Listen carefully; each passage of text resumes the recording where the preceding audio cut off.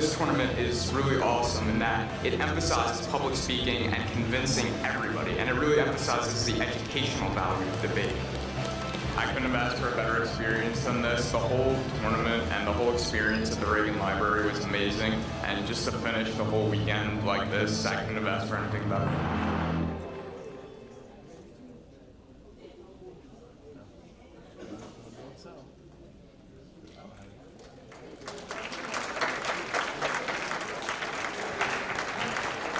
All right, folks, can y'all hear me okay? If you're in the back, you can hear me. Raise up your hand if you can hear me all right. Okay, thank you. So what I wanted to ask you about is how many of you folks have seen the film The Great Debaters before today? How many of you had seen The Great Debaters? Now, that's a lot of hands. Now, after today, how many of you like The Great Debaters? Yeah, let's hear that. Okay, that's awesome. That's awesome. Folks, we are so excited because today we have with us a bit of a cast reunion. This is a reunion from the actors from the film.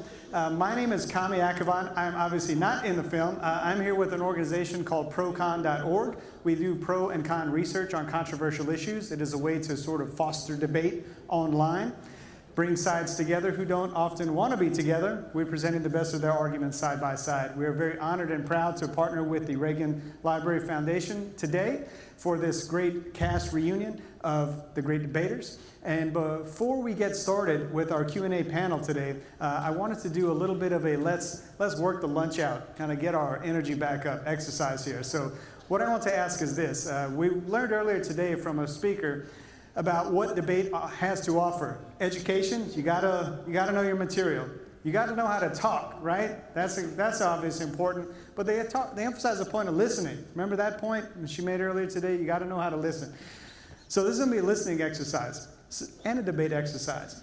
So what I want to ask is, if your name starts with the letter A and goes through the letter M, you're going to be on one team. If your first name starts with the letter N and goes to the letter Z, you're on the second team. So we got two teams, A through M and N through Z.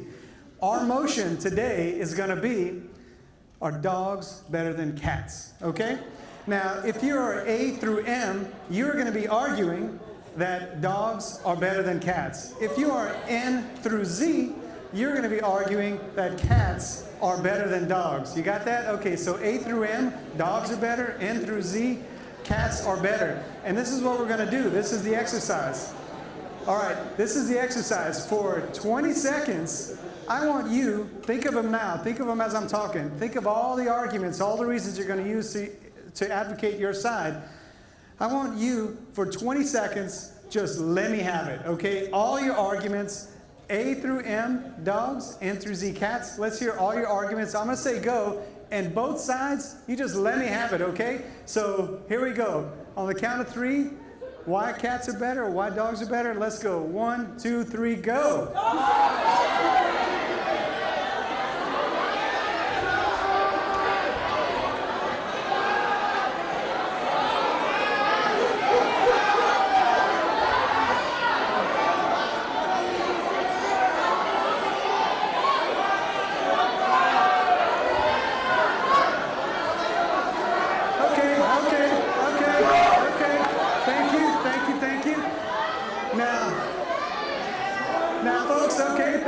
was 20 seconds. Obviously, you got a lot more material to deliver.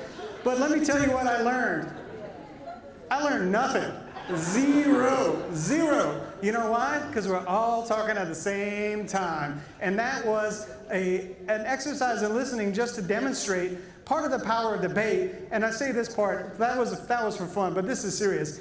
Part of the power of debate is to teach people listening skills. And obviously, when we're all talking at the same time, we cannot hear anything. The great points that you had to make, I don't know what they are. I didn't hear them. So part of the power of debate is about listening. And so for today, we want to emphasize the listening aspect, and we want to hear for some really, really amazing people. Now, for today's special presentation, this Q&A panel that we're going to be doing, where you're going to be doing a lot of listening, just like you have been doing all day long, we have two student moderators who are going to be leading us through a discussion with some of the cast crew from the film. This is going to be really exciting.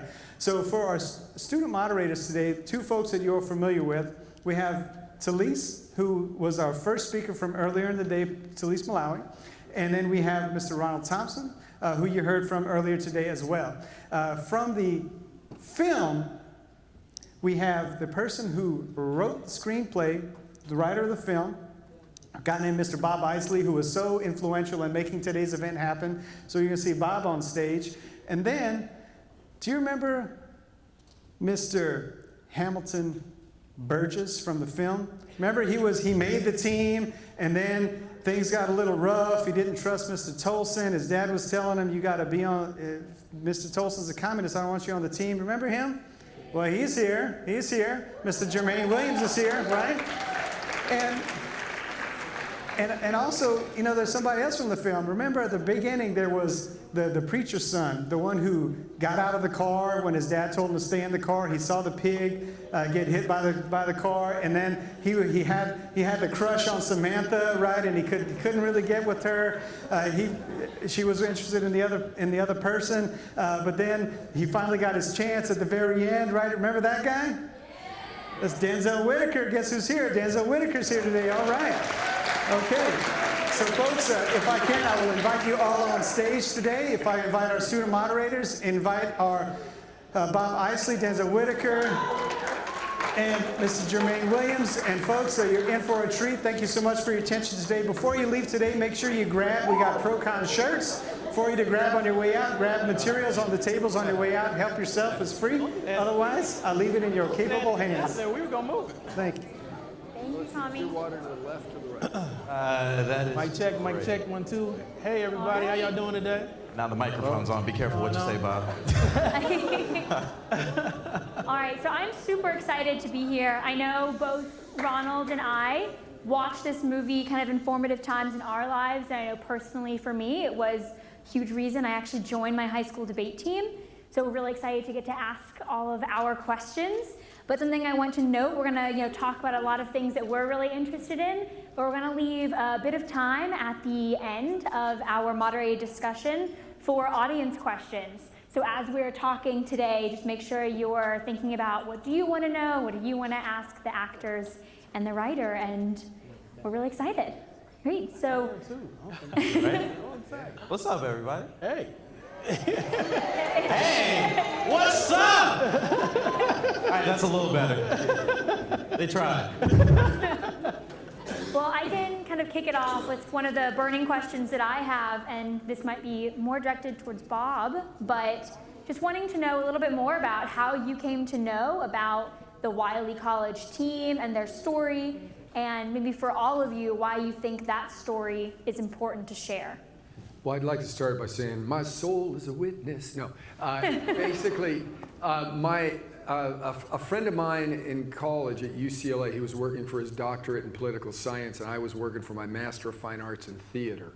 And he went to D.C. after we all graduated. He became a speechwriter and a PR writer in Washington, D.C.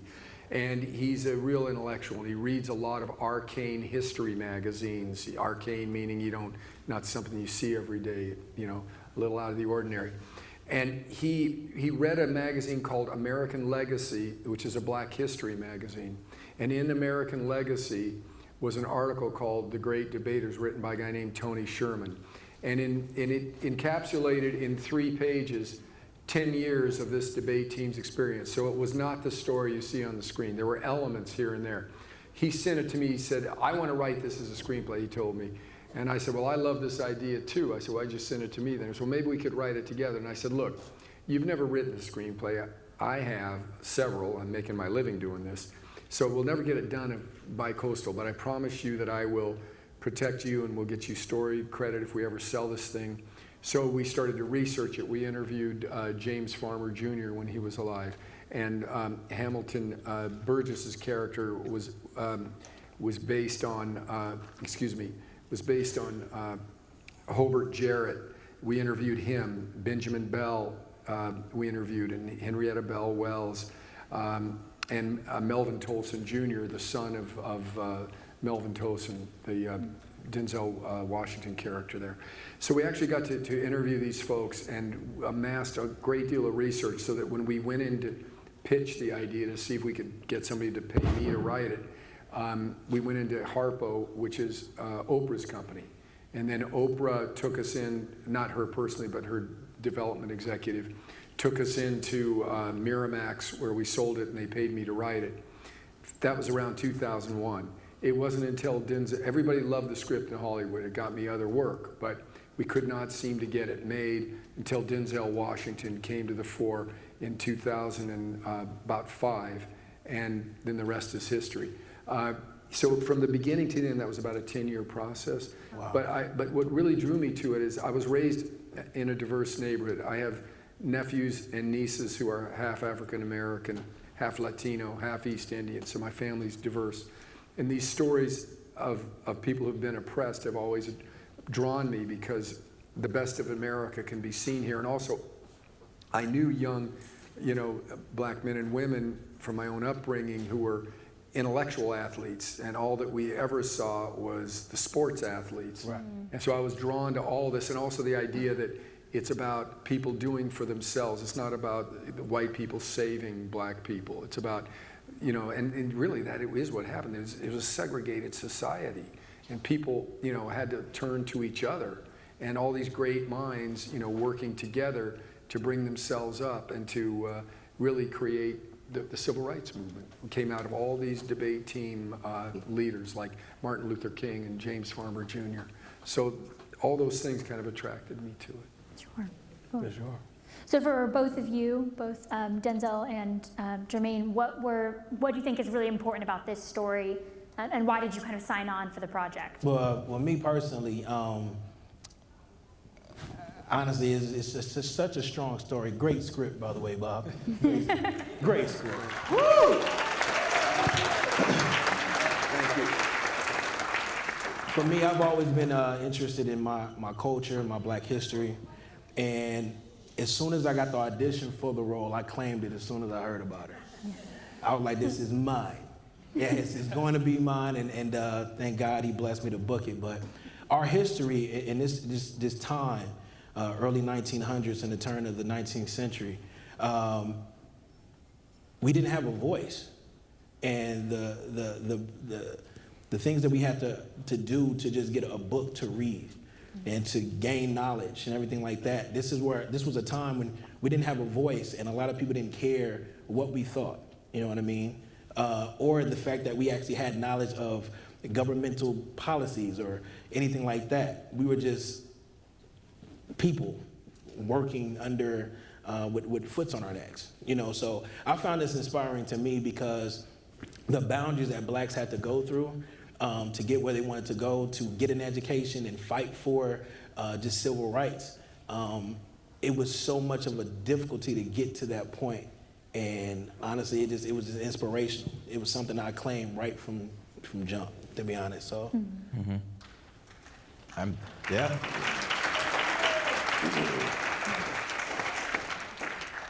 I think you're absolutely right. Like,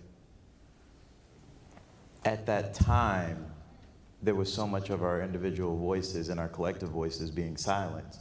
So if we were to speak about the past, I look at it now as the future, where even in 2007, when we made this project, our voice was just starting to grow and starting to get louder, and it's continuously getting louder.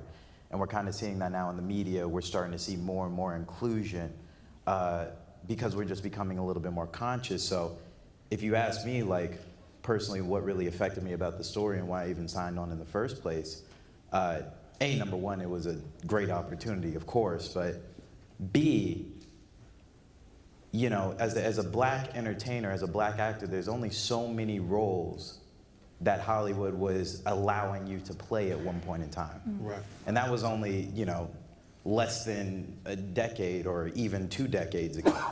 So when a role like this comes around, and especially for someone like myself, which, my parents have worked tirelessly and endlessly just to make sure that I didn't basically succumb to the system, didn't basically succumb to the same things that other people in society have doubted black culture for so many years, for so many generations, for so many years where we've actually been silent. So this was an opportunity for myself, Jermaine, Nate, Jurnee, everybody involved, for us to actually represent black culture in the way it never had been represented before. Amen. And it was kind of a culture shock when the movie came out after the fact, because, you know, they weren't used to seeing representation like this. And it's very few times that we see representation like this of our culture. So for me, it was very important as a young black artist, as someone who wants to represent himself well in the media, as someone who wants to carry our voice forward, to sign on to a project like this for the people who have been silenced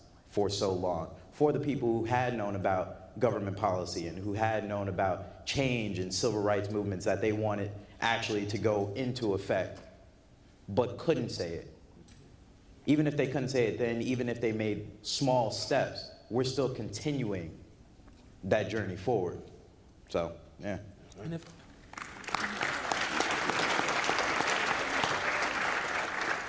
so Jermaine, you mentioned this in brief that you know, the film takes place at the start of the 20th century, and for African Americans, you know, for many African Americans at that time, they were just a generation or two removed from slavery. In the film, black tenant farmers, sharecroppers are depicted. And so, and Denzel touched this point as well. Do you think, when we talk about, I think at that time, W.E.B. Du Bois and a lot of other black intellectuals, Booker T. Washington at the time, did a lot to try to display African Americans of that era as different from their parents and grandparents and great-grandparents. Denzel talked about this a little bit. Do you think that it speaks to our society that today, that from the start of the 20th century to 2019, African Americans are still trying to set themselves apart from these ugly caricatures of what it means to be African American in the United States in 2019. Do you think we've made any progress from when this movie was set in the early 1900s to today in 2019? And to follow up to that, for other minorities people of color in this country, do you think we should be setting the same expectations? Is it a fair thing for people of color to have to, is it the work of people of color to set themselves apart, to make them seem more than these caricatures, or should we be asking our greater society, and mostly our white peers, to look at us differently, to look at people of color as equal? Should we be demanding that, or should we be trying to change? I think both of you all can potentially speak to that. Oh, we're about to get started. Yeah, it's about to. Okay. I'm gonna be honest. This is just my personal, opinion. I feel like my people, black people, are probably the most influential people on the face of the planet. And hopefully I don't offend anyone by saying that. I just feel that we create culture shocks on a regular basis. From film to sports to everything. So my thing is like, I don't think it's a point to try to demand it. It actually just naturally just comes across in everything that we do.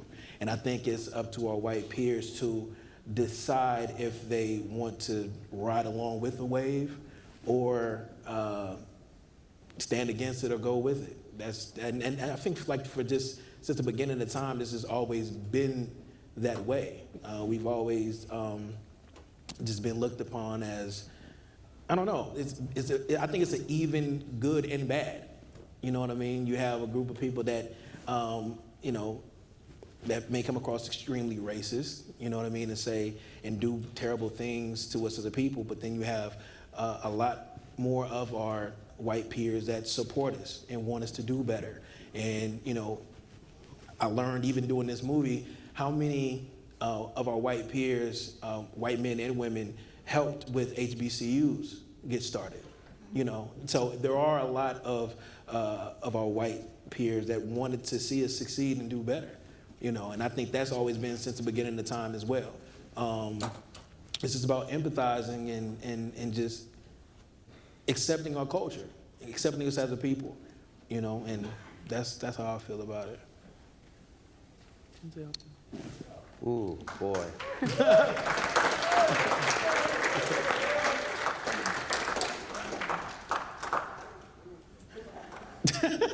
expect us to go this far. Right? You in deep, deep. Okay, so it's a complex question to an answer we don't necessarily have, but this is, I guess, what I've been noticing. I'm gonna start off with this phrase. It's a lot harder to grow a flower than it is a weed. A weed naturally grows, right? Flower, you have to nurture it, you have to water it, you have to plant the seed. And that's kind of how I feel about, in general, about the human consciousness, about hate, about envy, about greed. Like, anybody can turn on the news right now, and we could see like terrible examples of mankind, and we could think, man, are times getting worse? But we also could point that same finger at the internet and say like, oh man, what are our kids learning today? Like, the degeneration of culture, like, everybody just wants this quick, fast, whatever, hurtful to this person and hurtful to that person. But this is the first time in mankind that we've ever had global consciousness, meaning like the internet has connected us instantaneously, where people who always felt alone for so many years can now identify with specific groups, and they can uprise and empower each other. This is the first time we're ever seeing it on this scale. So I think that also kind of leads to Black people in general wanting to, at that time where we were trying to prove our worth, we didn't necessarily have anything to connect to. We had to do it internally. So we had to uprise internally because we couldn't connect to our homeland, where we had come from, and that identity had been stripped from us. And so now we're no longer African, we're African American, so now we have to form that whole new culture. So what are we to do but empower ourselves? So yeah, we had to identify ourselves at that time. But now, in like 2019, sure, we're still trying to identify ourselves. Sure, there is the Black Lives Matter movement and everything like that. But also we're doing it in much, much larger groups. And we're coming together more often. And not just the Black community, the LGBTQ community, women's rights community, everybody is waking up. So it's one of those things where people talk about like a PC culture, like everybody's like afraid to say things. We're getting to a place where everybody has to be condemned for every single thing that's happened in history, so we can wash that away clean. And that's the only reason why that's happening, is because of the global consciousness that's happening right now. So times have gotten better. We keep seeing like, no, I'm not gonna go there. I was gonna say, excuse my language. We keep seeing terrible examples in the news every single day. We keep seeing examples, no matter how anybody else feels in this audience, even, the person who's leading us right now. But at the same time, we're all talking about it, we're all doing something about it, we're all making change. I'd rather be living now, young and Black, and having a voice than back then. Sure, we had to fight harder, but today at least, I know if I play it smart, if I play chess instead of checkers, I can get my voice heard. So I feel like, yeah, we have progressed. Could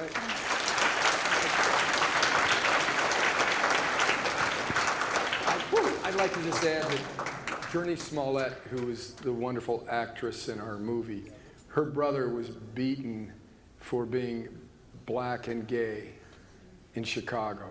So we still have to realize that things that might have been in the rearview mirror are butt ugly right in front of us sometimes. True. I believe that's a very small percentage of people that are like that, and I think that ultimately, there is one race, the human race, and even physiologically, skin color is that part of the genetic helix, little tiny part of our DNA, so that it's possible that myself and these gentlemen are closer genetically than I am to some of the white people in the audience, okay? So that we all need to keep that. And if you go back 10,000 years, you'd be related to every human being that you met. That's right. Every single one. And we all come from a mitochondrial Eve in Africa, okay? So these are sobering thoughts. That there's a real oneness. And we're only 200,000 years old as a species, we haven't even hit a million years. I'm talking about Homo sapiens, the way we are right now in these bodies and these minds. I think keeping all that in mind and realizing that there is this oneness that, of humanity that unites us. If you're religious, then you have even, stronger sense of that probably. If you're not, there's this oneness of humanity that has a dignity to it and that unites us all. But I kind of wanted to play off of what you had said too about W.E.B. Du Bois and comparing a generation of blacks compared to the turn of the 20th century. I just felt like even now, I think we're a people, just blacks in general, are always just wanting to get better and improve and not have such a negative stigma all the time. I feel once that negative stigma is always shot at us, we always got to prove them wrong. You know what I mean? So you had a group of people whose identities were lost. And they seriously just didn't have any kind of record of themselves or anything like that. So the turn of the 20th century, it was an uprising of voices and artists and people who just wanted to show self-identity, black awareness, black love, black art, that just, it kind of just blew everything by storm and was appreciated. And I feel like from then, we've been like a train just going nonstop. And then even with social media, you have new waves of people just coming up from that. And we've always been trendsetters, whether it was kind of negative or positive. We've always just wanted to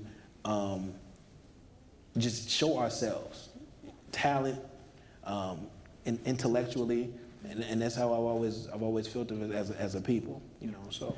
Well, I want to make sure that we have time for some audience questions. So for those of you in the audience who want to ask anyone on the panel any questions, now's the time to raise your hand. I think we have some mics going around. Maybe right there in the back, in the center. Yeah. Yep, right there.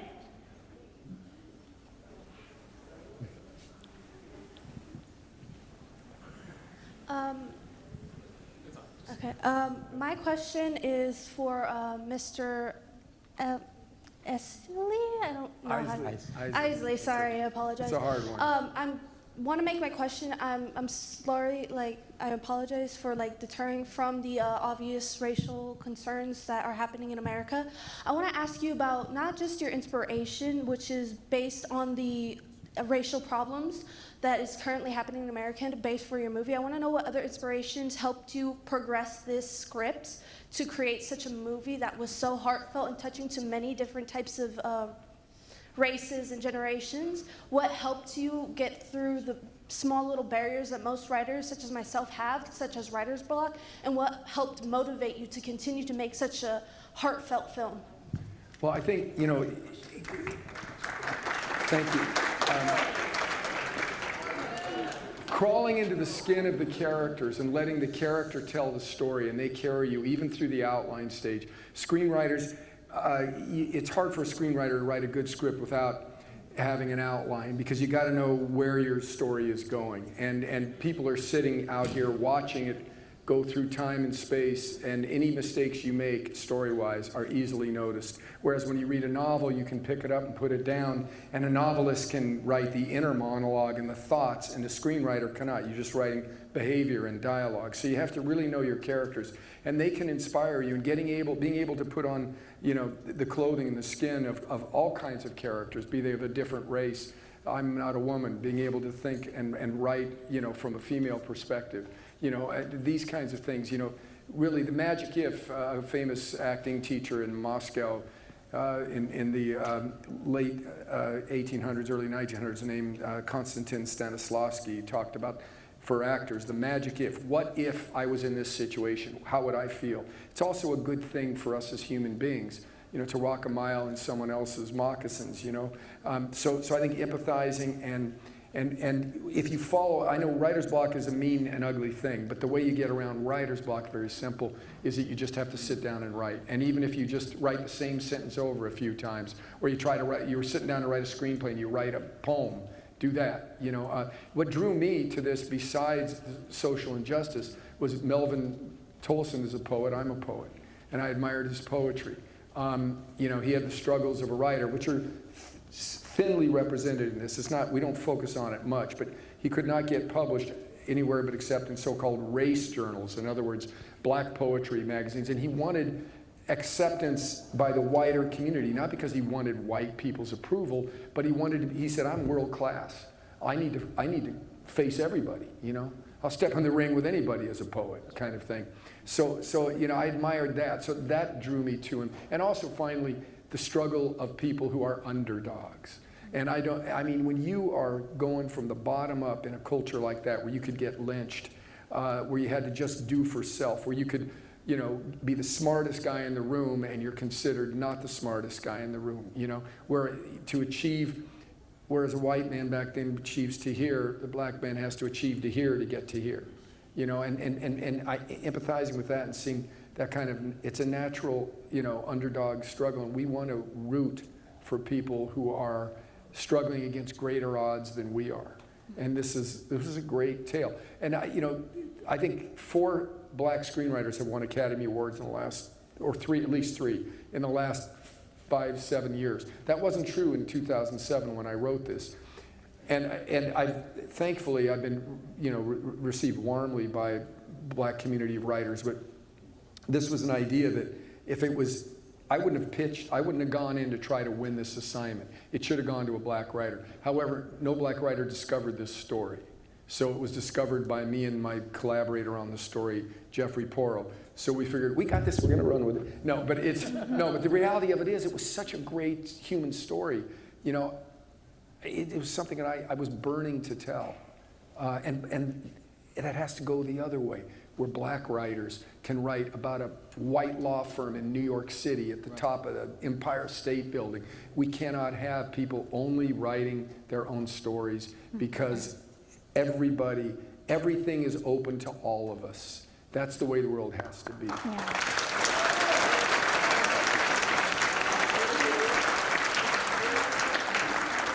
I think we have time for one more quick question and quick answer.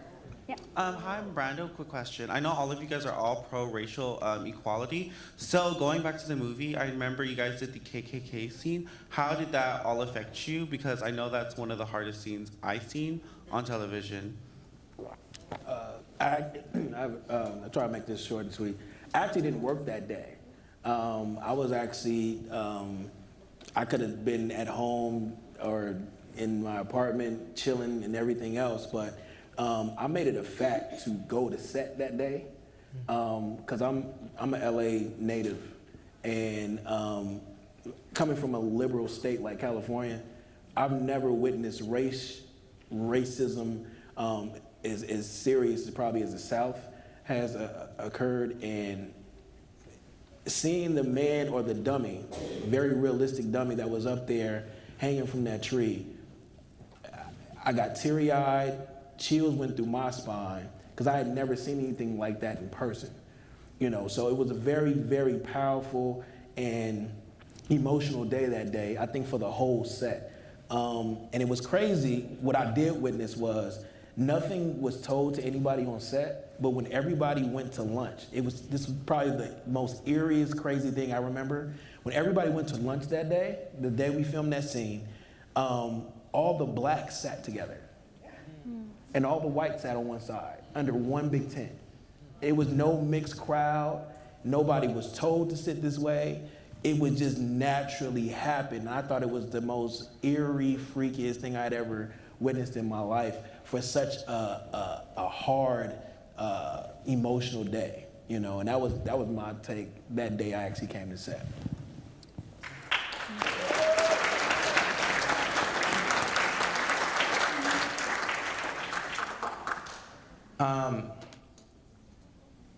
As an actor, you kind of live for those experiences, and as someone of color, you really never want to experience that. And if I share a quick story with you guys, that was definitely a haunting day, because you know they had the dummy lying on the ground at one point, and then they were starting to string it up before we went to lunch. And we did a couple scenes before then, you know, that was towards the latter half of our day.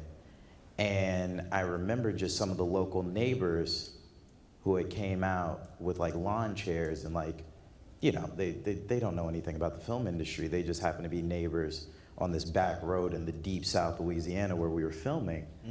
And it was highly insensitive that they would show up with these lawn chairs and just beers, and it was like they were hanging out as we're doing this horribly depicting lynching scene. And so I remember that was another thing that really upset everybody throughout on set. And I remember there were even like jokes that were being overheard and whatnot, and there wasn't enough sensitivity being treated to the issue, which I guess still goes to show kind of, there's two sides of it. Some people forget history just so we can move on. Some people don't even remember the history is because they've never been taught. It's kind of like, if you don't shine a light on white privilege, you won't really know what it is unless somebody outside comes in and tells you. So yeah, it was quite a scary day. And I remember being in the back of the car, and as we're reenacting the scene, actually, this seriously affected a lot of my final debate speech, is actually being on the floor of that car and then rising up, seeing the windshield get broken, seeing this mob of people run after us, and watching the flames burn what I knew was fake, but I treated as real. You just don't forget that, really. Yeah.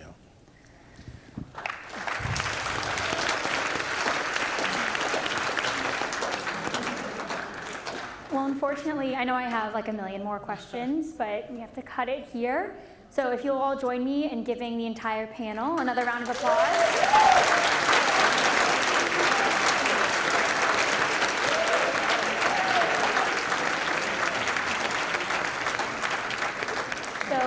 One last thing. Sure, Bob. Just in terms of the history lesson, people should know, because a lot of young folks may not be aware of this, but there were, in the history of the Jim Crow South, there were tens of thousands of lynchings like that, and there were often over 100 in a given year, all the way up through the 1930s and 1940s.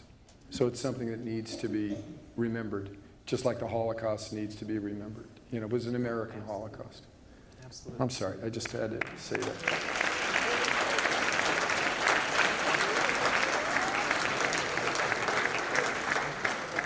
So I just want to thank our panelists and our esteemed guests for being here today and talking about this. And personally, working here at the Reagan Foundation, knowing that we can bring these important conversations to this stage and share our space with you is incredibly important to everyone here at the foundation and within our education team. So thank all of you for being here and being a part of this moment today while we discuss these important issues.